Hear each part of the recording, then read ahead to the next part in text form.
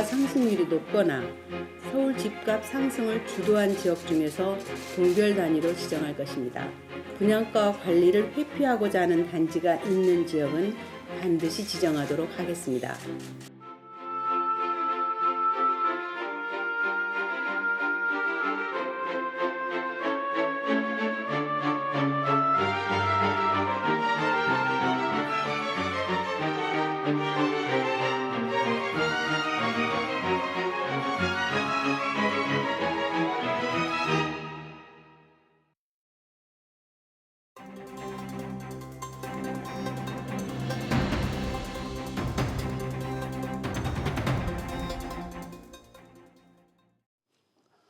네, 정부가 분양가 상한제를 적용하겠다고 발표한 지 오늘로 한 달입니다. 당시 정부는 민간 분양가 상한제 효과에 대해 강한 자신감을 드러냈는데요. 한 달이 지난 지금 과연 부동산 시장에 대해서 시청자들은 어떻게 생각하십니까? 샤프 3698로 다양한 의견 보내주시면 실시간으로 반영하겠습니다. 오늘 이 자리에 고종환 한국자산관리원 원장님 그리고 권대중 명지대 부동산학과 교수 자리하셨습니다. 어서 오십시오. 네, 안녕하십니까. 네.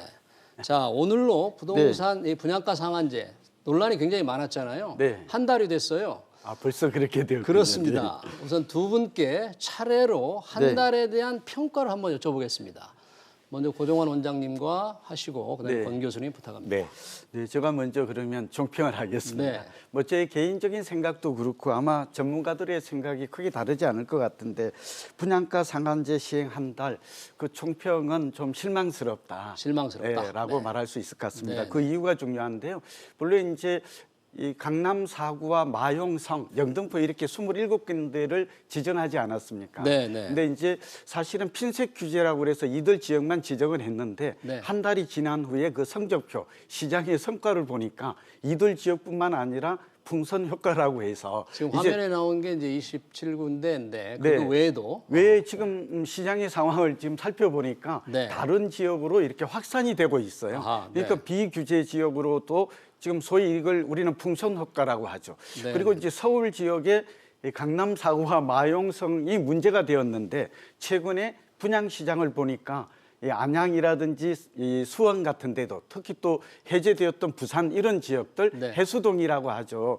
해운대구, 수성, 수영구 이런 네, 지역들을 해운대. 보니까 네. 집값이 많이 오르고 있고 네. 소위 재건축 열풍에 이어서 우리 청약 광풍이 불고 있는 상황입니다. 그래서 집값도 가장 많이 오르고 있어서 지금 이 분양가 상한제 효과는 본래는 단기 효과는 있을 것으로 보았는데 네. 단기 효과마저도 약발이 없는 게 아닌가 이런 좀 비관적인 전망이 나오고 있습니다. 그럼 고종환 원장님은 분양가 상한제 한 달에 대해서 실망 쪽이잖아요. 네, 네. 그렇게 후하게 점수를 주기는 어려울 것 같습니다. 네, 우리 권 교수님 어떠세요? 네, 아직 그 분양가 상한제 민간 택지 적용이 안 되고 있는 상황입니다. 네. 서울 같은 경우는 이제 재건축 시장을 안정화시키기 위해서 내놓은 대책이기 때문에 네.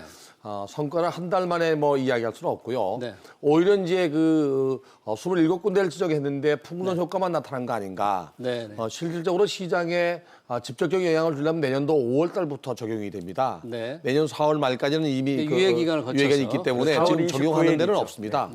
시장은 지금 적용되고 있지만 실제 적용된 사례는 하나도 없습니다. 네, 네. 근데 이제 이거를 그 필드 규제로 동네별로 규제하다 보니까 사실은 정부가 경제에 미치는 영향이 크기 때문에 최소화시키려고 하다 이게 풍선 효과가 벌어진 거거든요. 그러면 우리 고종환 원장님은 실패나 좀 실망스럽게 얘기했는데 짧게 한두 마디로 한다면 조금 더 기다려봐야 기다려- 된다. 기다려봐야 되겠다. 네. 그래서 이제 풍선 효과뿐만 아니라 한마디 좀 키워드를 더하면 네. 확산 효과마저 나타나고 있어요. 그러다 보니까 네. 정부는 지금 분양가 상한제의 추가 확대도 지금 검토하고 있습니다. 네. 그런데 지금 두 분께서 분양가 상한제 이후에 우리 가격 변동도 봤지만 비단 분양가 상한제 때문에 부동산 시장이 최근 오른다 이렇게 얘기하기 어렵잖아요. 네, 그렇죠. 그래서 이렇게 아파트 가격이 오르는 이유에 대해서 좀 다른 요인들도 중요한 이유가 많을 텐데 네. 한번 그 상승 이유를 좀 듣고 싶어요. 그렇죠. 정부가 이제 앵커께서 말씀하신 대로 분양가 상한제는 이제 마지막 퍼즐이다. 네. 이제 마지막 나올 수 있는 히든 카드가 다 나왔다. 우리 시장에서는 그렇게 좀 인식을 했잖아요. 네네. 그런데 지금 아직은 이 효과를 좀 기대하기 어렵다는 게 좀 아쉬운 상황이고요. 네. 집값이 오르는 배경은 이렇게 분양가 상한제를 비롯해서 뭐 세금 강화라든지 또 전매 제한 강화라든지 대출 규제 이런 그 소위 말하면 규제 일변도 이런 정책들은 충분히 나왔다고 생각이 듭니다. 네, 네. 그러나 원인과 결과를 좀 따져보면 이 원인은 공급 부족에 좀 있지 않나 싶어요. 특히 공급 지금 부족. 집값이 네. 많이 오르는 지역이 강남권과 마용성이잖아요. 네. 분양가 적용 지역으로 된 지역인데 이들 지역의 공통적인 특징은 서울도 그러합니다만 만성적 구조적으로 네. 공급이 수급이 불균형합니다. 네, 네. 그러니까 주택 보급률이나 인구 1000명당 주택수, 자가 소유율 이런 걸 보아도 충분히 알 수가 있거든요. 네네. 여기다가 두 번째가 이제 소위 저금리 기조에다가 1,100조가 넘는 이런 과잉 유동성이 네. 소위 안전자산이라는 부동산으로의 유입 현상이 좀 더 심화되는 것 같습니다. 네, 지금 고종환 원장님께서 말씀하신 부분에 대해서 권 교수님께서 조금 부연 설명을 해줬으면 좋겠는데 방금 얘기한 대기자금 네. 너무나 많은 유동자금이 있잖아요. 네. 그리고 금리는 거의 1.25%, 0%를 향해 가고 있고 네. 이 유동성 문제가 가장 중요한 거 아닐까요? 이 집값을 올리는데. 그렇죠. 이제 경제가 어렵게 되니까 또 유동자금이 갈 수가 없어 부동산 쪽으로 유입되는 게 가장 큰 문제고요. 네, 네. 두 번째 문제는 정부가 이제 가격을 규제하다 보니까 가격이 오르는 겁니다. 네. 주택 시장에 공급이 부족한 공급을 해야 되는데 네. 오히려 가격을 규제하다 보니까 가격이 오르는 현상. 네. 그러면서 이제 민간 택지 분양가 상한제 같은 경우는 이렇게 가격을 통제하다 보니까 기업자나 조합 입장에서 수익이 줄 거라는 것 때문에 사업을 연기하거나 포기할 수 있다는 것 때문에 네. 수요자들은 이미 공급이 부족할 거라는 시그널을 줘버린 거거든요. 가격을 규제하니까 지금 화면에 있는 것처럼 가격이 계속 오르고 있네요. 강남 사고, 서울. 가격을 규제하면 가격이 네. 오릅니다. 네. 그래서 가격이 오른다는 이유는 딱 두 가지 아닙니까? 공급이 부족하거나 수요가 많은 거거든요. 네. 이 두 가지를 동시에 그 정책을 내놓으면서 규제했어야 되는데 네. 한쪽만 하다 보니까 풍선 효과가 네. 나타나는 거예요. 그렇죠. 예, 그래서 정부가 지속적으로 규제 정책을 내놓는 건 오히려 시장에 악영향을 줄 수 있다는 거죠. 네. 네. 자, 정부의 대책은 저희가 조금 시간을 두고 한번 보고 지금 가격을 규제했다. 네. 그럼 이 부동산에 대한 인식 사실 지난달 대통령께서 국민과의 대화에서 부동산 자신 있다 이렇게 얘기했잖아요. 네. 국토교통부 장관도 이 분양가 상한제를 통해서 뭔가 이게 확실히 마지막 퍼즐이다 이렇게 자신 있게 했는데 정부의 부동산 시장에 대한 인식, 최근 상승세에 대한 인식이 좀 잘못된 거 아닙니까? 예, 그렇죠. 대통령께서 이제 현실 인식이 조금 부정확하지 않는가. 네, 우선 그런 생각이 들고요. 앞서 우리가 원인에서 하나 좀 놓친 부분을 짧게 지금 얘기하면 사실은 요즘 유행어가 되다시피 한 똘똘한 한 채입니다. 이제 네. 투기 수요와 다주택자를 규제하니까 실수요자마저도 살기 좋고 네. 투자 가치가 있는 곳을 찾다 보니까 지금 이렇게 된 거거든요. 네. 그리고 이제 또 하나는 대통령께서는 전체적인 통계만 놓고 보면 외형적으로는 안정됐다는 말이 맞아요. 그러니까 전국 한동안 평균 통계도 통계. 오르지 않았어요. 네네. 그러나 지금 국민들이나 30, 40대 밀레니얼 세대가 불안해하게 여기는 것은 이 강남권 사구와 마용성 이런 지역들을 보면 네. 집값이 많이 올랐거든요. 네, 예를 네. 들면 지금 문재인 정부 들어서 한국감정원 통계는 약 11% 올랐다고 통계가 나오고 있고요. 네. 국민은행 통계는 좀 더 높습니다. 20%. 네, 네. 그리고 실제 조사를 해봤더니 한 30% 올랐다. 예를 들면 서울의 아파트 한 채 가격이 문재인 정부 출범할 때는 5억 7천만 원 정도였는데 지금은 8억 8천만 원 정도다. 네, 3억이 네. 올랐다라는 거거든요. 네, 이런 네. 점들은 대통령도 그렇고 국토부의 정책 당국자들이 현실에 대한 인식이 올바른 인식이 체감하는 정도는 좀 다르다는 것을 좀 알아둘 필요가 있을 것 같습니다. 그러니까 우리 권 교수님 방금 네. 고종환 원장님도 말씀을 하셨는데 시장의 온도, 정부의 인식 너무 갭이 커요. 정부 인식에 대해서 말씀 좀 부탁합니다. 우선은 그 부동산 자체는 이제 자연적인 특성 중에서 지리적 위치의 고정성이라는 게 있습니다. 네. 그러다 보니까 이 부동산은 지역마다 시장이 달라요.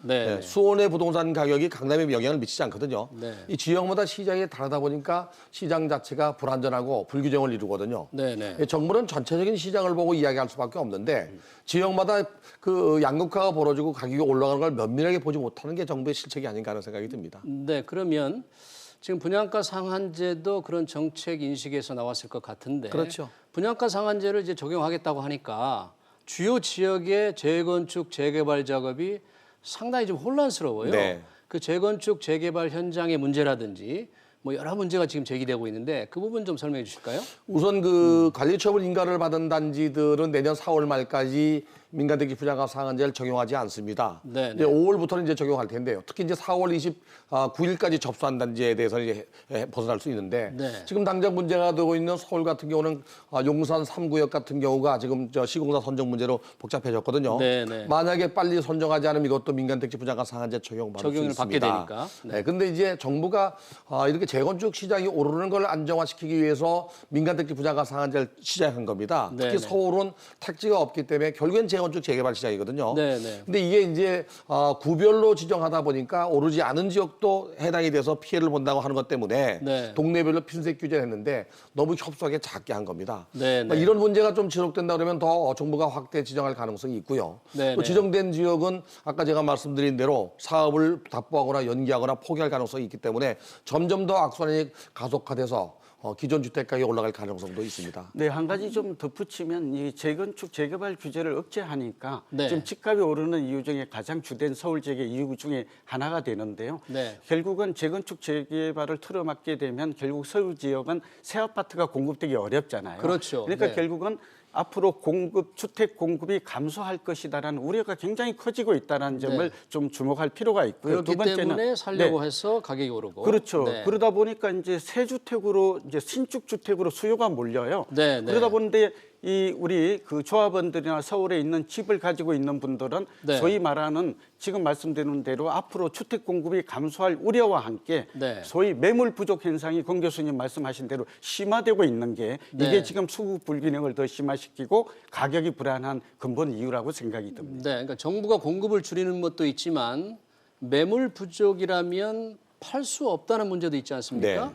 그러니까 팔고 싶은 분도 있을 텐데 팔 수 없게 만드는 요인들 그런 어떤 게 있습니까 지금? 이게 2017년도 12월 13일 날 정부가 임대주택 등록 활성화 방안을 내놨습니다. 네, 네. 그래서 작년도 지난 2018년도 4월 말까지 임대주택에 등록한 단지들 네. 이런 아파트들은 다주택자들이 4년 또는 8년 동안 임대를 놓게 되면 보유세나 종합부동산세를 배제해 줬습니다. 4년에서 8년까지. 네. 네. 근데 대부분 8년을 했습니다. 그 네. 이유가 장기보유 특별공제가 8년 돼야 한 70%를 받거든요. 그러니까 장기 보유한다 보니까 그 사이에는 매물이 나오지 않겠네요. 네, 임대사업에 네. 등록을 한 단지들은 그 다주택자들은 일반 매각이 안 됩니다.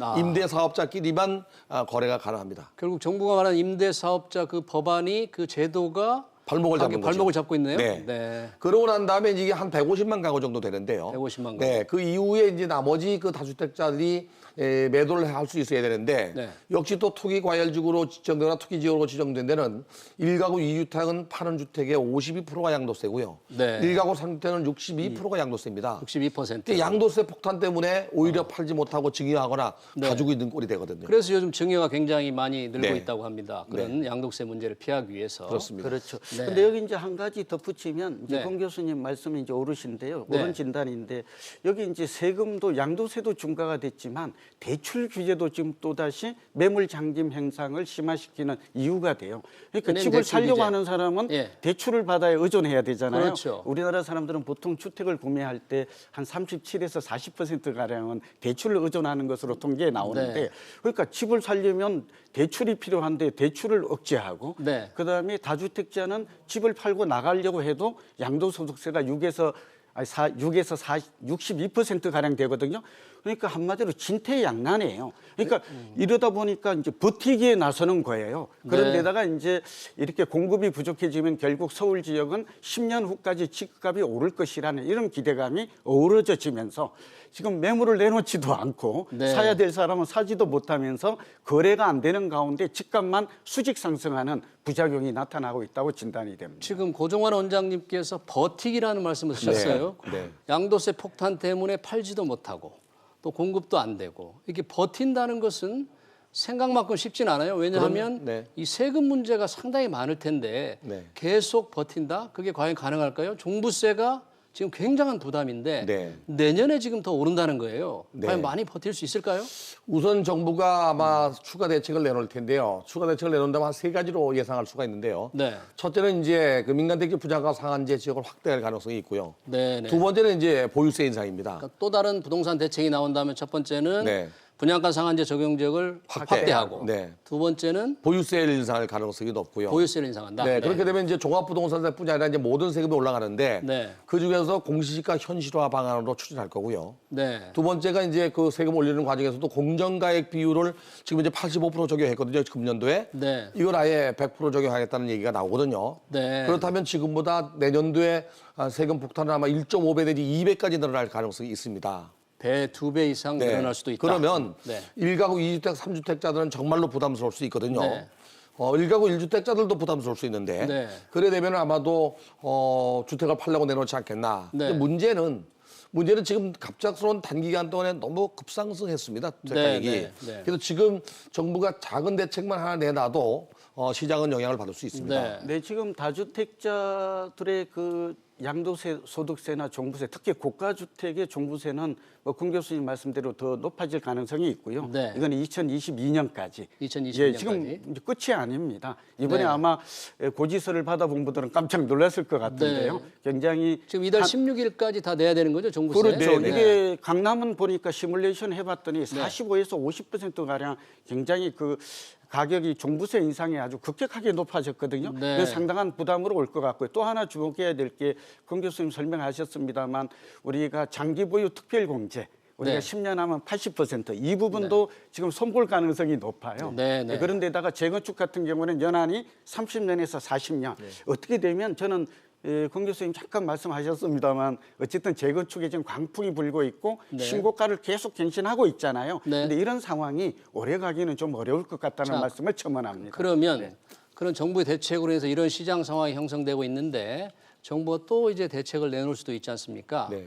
그러나 이 시청자들의 가장 큰 관심사는 역시 집값이 내년에 어떻게 될 것인가, 어떤 대책이 나올 수 있을 것인가의 전망과 가격 전망 어떻게 보는 건지, 오를 건지 지금 수준을 유지할 건지 떨어질 것인지 권 교수님 어떠세요? 가장 어려운 질문인데요. 네. 더 이상 대책이 나오지 않는다면 가격은 강보합세로 갈 가능성이 높습니다. 대책이 나오지 않는다면, 네. 대책이 나온다면 아까 말씀드린 대로 대책이 나온다면 이제 그 갑작스럽게 가격 상승한 게 부담으로 돌아올 수 있습니다. 이제. 네.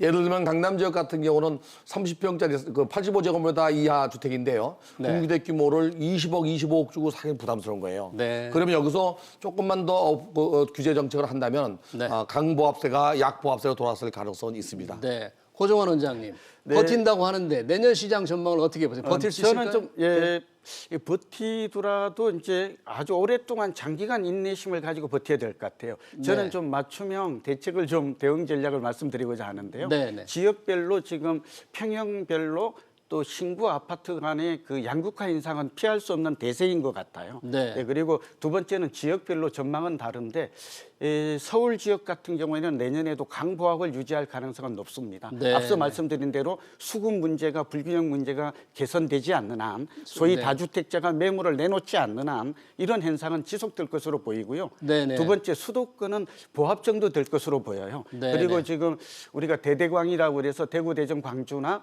또 부울경 이런 지역들이 지금 바닥을 치고 올라오고 있거든요. 지방도 그렇게 보면 지방은 이제 하락세가 마감이 되고 회복세로 전환되는 게 아닌가. 네. 전국적으로는 저는 전체적으로는 안정 국면이 나타나지만 두 가지. 서울 지역 같은 경우는 실수요자, 특히 30, 40대 밀레니얼 실수요자가 네. 주택 구매를 하는 욕구가 몹시 강렬합니다. 5, 60대가 네. 아닌 거거든요. 네. 그다음에 정부가 추가 대책에서 예를 들면 강남권을 대체할 수 있는 신도시를 내놓거나 네. 양도세를 한시적으로 완화해 놓지 않는 한 이런 현상은 좀 지속될 것으로 그렇게 전망이 됩니다. 네, 그러니까 안정되기 위한 정부의 대책 과연 네. 어떻게 나올지도 주목이 되는데 네. 다음 주에 이제 공정시장가 아까 말씀을 하셨는데 공시지가 이 제도 개선도 좀 나온다는 거 아닙니까? 네. 이런 전통적인 제도에 비해서 시장은 만만치 않을 것이다. 그럼 가격이 오르면 이 소비자들은 상당히 걱정이 많잖아요. 제일 피해자가 역시 무주택 서민이죠. 무주택 서민. 네, 지금 30, 40대가 집 사는 이유도 정부가 이걸 좀 강구하고 있는데 사실은 이 사람들은 지난 5년 동안 2013년부터 올랐거든요. 집을 안 살고 전세 삶으로 해서 네. 여기에 오는 주거 고통과 주거 난민 여기뿐만 아니라 재산상의 손해를 보았다라는 이런 인식이 네. 지금 주택 구매에 이렇게 나선 이유로 풀이됩니다. 네, 자 시간이 짧아서 좀 아쉽지만 여기서 마쳐야 될 것 같습니다. 고종환 원장님, 권대중 교수님 오늘 감사합니다. 네, 감사합니다. 고맙습니다. 네.